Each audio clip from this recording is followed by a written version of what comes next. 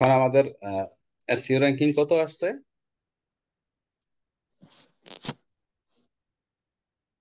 76।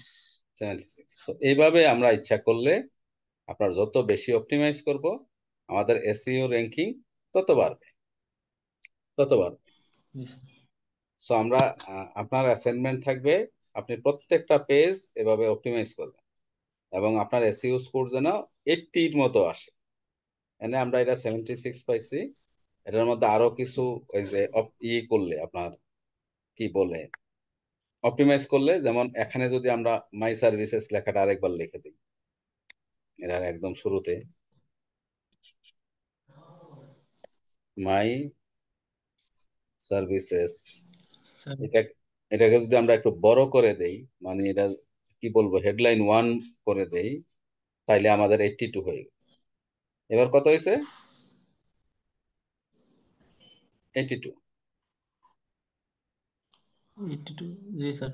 এই যে, তারপরে যদি আমরা এই এখানে প্রত্যেকটা কিওয়ার্ডকে, যেমন এই যে প্রত্যেকটা কাজকে কিওয়ার্ড রিসার্চ, এটা একটা কাজ তাই না, একটা সার্ভিস, এটাকে আমরা হেডলাইন 3 বানিয়ে দেই।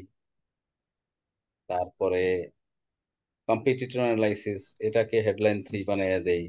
মানে আমাদের প্রত্যেকটা আমরা যত বেশি সুন্দর করে অপটিমাইজ করব আমাদের স্কোর কিন্তু তত বাড়বে। কেমন? জি আর স্যার। সবচেয়ে ইম্পর্টেন্ট ব্যাপার হচ্ছে আমরা কোথাও কিন্তু মাই সার্ভিসেস লেখাগুলা লেখি নাই। ওই মাই সার্ভিসটা বারবার নিয়ে আসতে হবে। আপনি যতটা ছবি ব্যবহার করছেন ওই ততটা ছবির সাথেই কিন্তু ছোট করে মাই সার্ভিসেস লেখাটা সম্ভব এবং ছবিগুলোকে অপটিমাইজ করা সম্ভব। সো যত বেশি অপটিমাইজ করব আমার এসইও স্কোর তত বেশি বাড়বে। আমরা দেখি তো, আমাদের তো 80 হইলে এসইও স্কোর বলা যাবে যে আমার এই মানে পেজটা গুগলে ইন্ডেক্স করবে, এটা মোটামুটি একটা ধরে নেওয়া যায়। তো আমরা যদি 80 না করতে পারি, 17-18 থাকি, 10-12 থাকি, তাহলে কিন্তু গুগলে জীবনেও ইন্ডেক্স করবে না। বুঝছেন? সো জি আমি একটা পেজ আপনাকে 80+ বানিয়ে দেখাই দিলাম। আপনি, আপনার অ্যাসাইনমেন্ট থাকবে আপনি প্রত্যেকটা পেজ এভাবে খুঁটিনাটি অপটিমাইজ করবেন এবং 80+ বানাবেন। বুঝছেন? জি স্যার। এই যেমন এখানে আমাদের 82 আসছে। আবার মাই সার্ভিসেস লেখাটা যদি আমরা আরো কয়েকবার কিওয়ার্ড ডেনসিটি যদি বাড়াই, যদি লিখি মাই সার্ভিসেস, একটা ডেনসিটি বাড়াইলাম, ঠিক তো দ্রুপ এরকম আমার যেই কয়টা ইয়া আছে, ছবি আছে, ছবিটার সবগুলা টাইটেলের সাথে এটা বসাই দিলাম। দেখেন তো আমার ডেনসিটি বাড়ে কিনা। ডেনসিটি বাড়লে আমার এসইও র্যাঙ্কও বাড়বে। কেমন? জি স্যার। ডেনসিটি বাড়লে আমার এসইও র্যাঙ্কও বাড়বে। এটাকে বলা হয় কিওয়ার্ড ডেনসিটি। কিওয়ার্ড ডেনসিটি বাড়লে এসইও র্যাঙ্কিংও বাড়বে, এসিও স্কোর। স্কোর বাড়বে।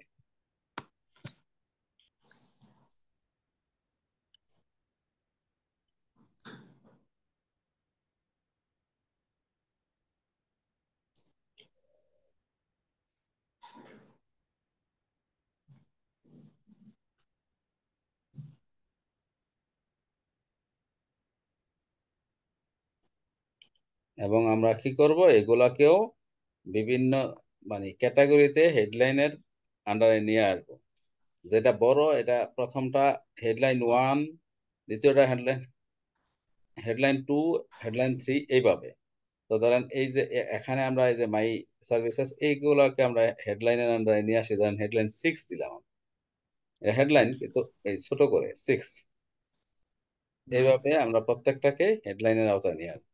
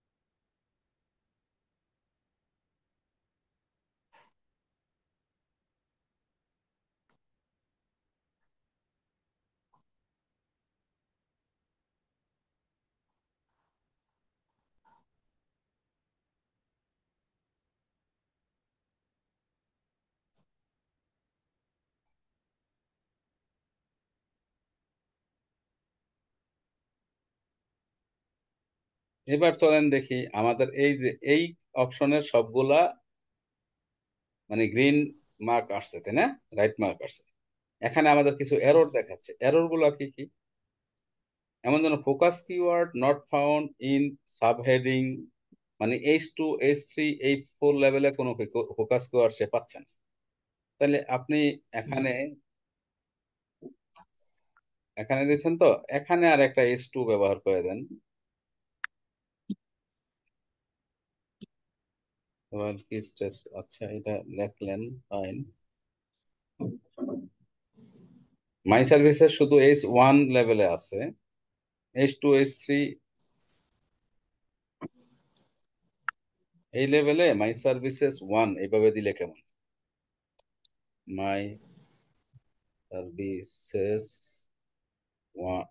1, তারপরে এটা সুন্দর হয়েছে না? স্কোরও তো বাড়ছে জি স্যার। এখানে। স্কোর কত? 85। তো এইভাবে আমরা এইটটি প্রত্যেকটা ফাইভ সামনে মাই মাই সার্ভিসেস 2 3 এভাবে দিয়ে দিই, তো স্কোর বাড়বে না? জি স্যার। হ্যাঁ, স্কোর বাড়বে। এটা দিলাম মাই সার্ভিসেস স্যার 2। যত অপটিমাইজ করতে পারবো তত স্কোর বাড়বে। হ্যাঁ, মাই সার্ভিসেস 2, মাই সার্ভিসেস 2 এটা বাদ দিয়ে দেন, পরেরটার এখানে আর দরকার নেই। এই যে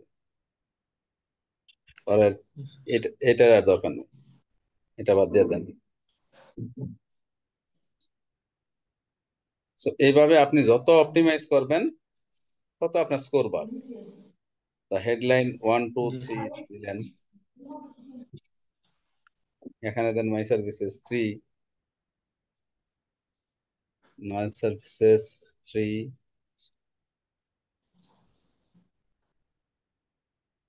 এগুলা সবগুলা মাই সার্ভিসেস করে দিবেন কেমন, 85।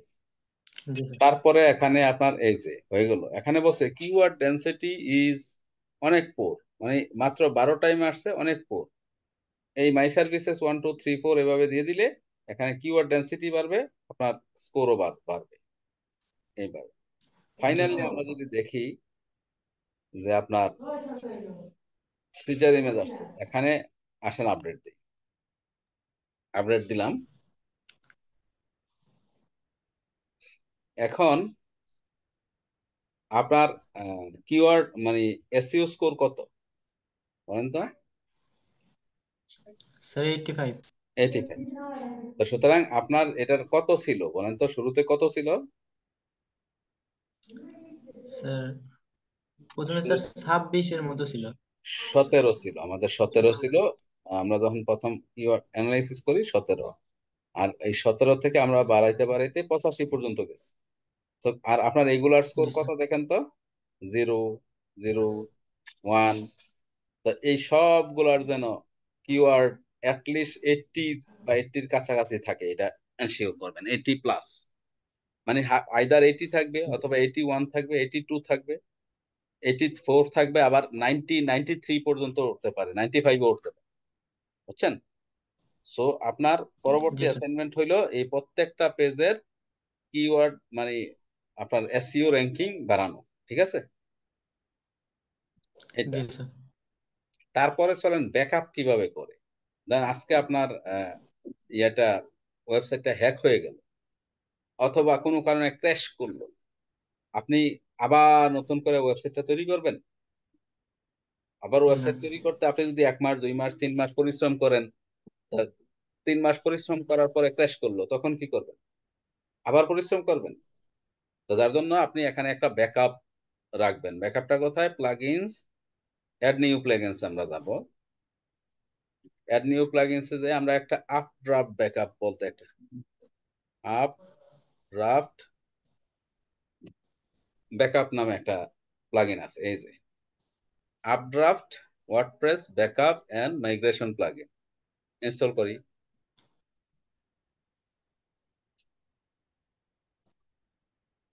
অ্যাক্টিভ করি। এই আপড্রাফট প্লাগইনটা কি করবে? এটা আপনাকে প্রতিদিন আপনি ব্যাকআপ রাখতে পারবেন, প্রত্যেক সপ্তাহে আপনি ব্যাকআপ রাখতে পারবেন, আপনি চাইলে প্রত্যেক মাসে ব্যাকআপ রাখতে পারবেন। এই ব্যাকআপটা আমরা সেটিং করে দেই, অটো ব্যাকআপ নিবে ধরেন ম্যানুয়ালি না দিয়ে আমরা অটো দিয়ে দিলাম উইকলি। উইকলি ধরেন 2 বার ব্যাকআপ নিবে, 2। আর আপনি ডেটাবেস ব্যাকআপও উইকলি 2, মানে প্রত্যেক সপ্তাহে 2 বার সে ব্যাকআপ নিবে। ব্যাকআপটা কোথায় থাকবে? এই গুগল ড্রাইভে থাকবে। কেমন? গুগল ড্রাইভে আপনার যে জি স্যার। এখানে এসে এই যে সাইন ইন উইথ গুগল, আমি যখন বেরিয়ে যাব তখন আপনি এইটা পাল্টাই নেবেন, এই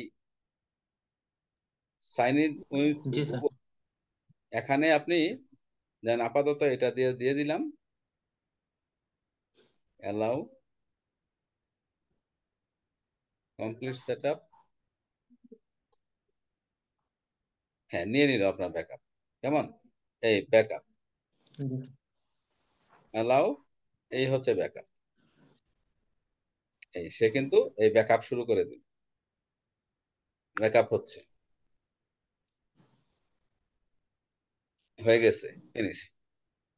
তো সুতরাং আপনি যখনই কম্পিউটার নষ্ট হয়ে যাক, ওয়েবসাইট নষ্ট হয়ে যাক, ক্র্যাশ করে ফেলো, তখন আপনি যদি আপনার এই গুগল ড্রাইভ থেকে এই ব্যাকআপটা নেন, নিয়ে এই যে রিস্টোর আছে না, এই রিস্টোর জি স্যার। করেন, এই রিস্টোর করেন, তাইলে দেখবেন যে আপনার সাইটটা আবার আগের মতো হয়ে যায়। বুঝছেন? জি স্যার। এটা হচ্ছে বিপদের বন্ধু। তো আপনি যখন বিপদ চলে আসবে তখন আপনি এই ব্যাকআপ সার্ভিস, সুতরাং প্রত্যেক সপ্তাহে আপনি ব্যাকআপ রাখবেন। তো এই ছিল মোটামুটি আমার কাছে আজকে টুকিটাকি কিছু টিপস। আপনার লোগোটার একটা সুন্দর লোগো ফাইনাল করবেন। ফাইনাল করলে ওই লোগোটা এবং আপনার সাথে হচ্ছে ফেভ আইকন, এই দুইটা চেঞ্জ করবেন। আপনার প্রত্যেকটা পেজ এসইও অপটিমাইজ করবেন, র্যাঙ্ক পেতে যেন স্যার 80 ফ্যাব এবং আইকন উপরে। কি sir fave icon Facebook, generator YouTube এগুলো না, ফেভ আইকন আপনার লোগোটা রাখবেন, এটাই ভালো। বুঝছেন? যেটাতে মানুষ চিনতে পারবে যে এটা আপনার সাইটটা, ওয়েবসাইটটা আপনার। ইউটিউব রাখলে জি তো স্যার। ইউটিউব বুঝবে মানুষ। বুঝছেন না? সো এটা রাখবেন। আর আপনার আজকের কাজ হচ্ছে প্রত্যেকটা পেজ আপনি এসইও করে র্যাঙ্ক ম্যাথে এসইও করে 80+ স্কোর উঠাবেন আগামী ক্লাসে। তাইলে আপনার এটাই অ্যাসাইনমেন্ট। আপনি তারপর ব্যাকআপ কিভাবে রাখে এটা দেখাইলাম। আপনার এসইও কিভাবে করে অন পেজ এসইও, আমরা এই এতক্ষণ পর্যন্ত যেই কাজটা করলাম আপনার ওই যে ওয়েবসাইটের পেজের উপরে, এটার নামই কিন্তু অন পেজ এসইও। কেমন? আপনি ব্যাকলিংক জি জেনারেট স্যার। করবেন, কম্পিটিটিভ অ্যানালাইসিস, ওই ওই কাজগুলো হচ্ছে অফ পেজ এসইও। বা ওই যে ছবি অপটিমাইজ করবেন, ইমেজ অপটিমাইজেশন, এগুলো হচ্ছে অফ পেজ এসইও। আর আজকে যেটা করলাম আপনার এই যে মাই সার্ভিসেস, এই পেজটা, এই কাজটা হচ্ছে এটার নাম অন পেজ এসইও। ঠিক আছে? On pages. হ্যাঁ, অন পেজ জি এসইও। স্যার। সো আজকে এ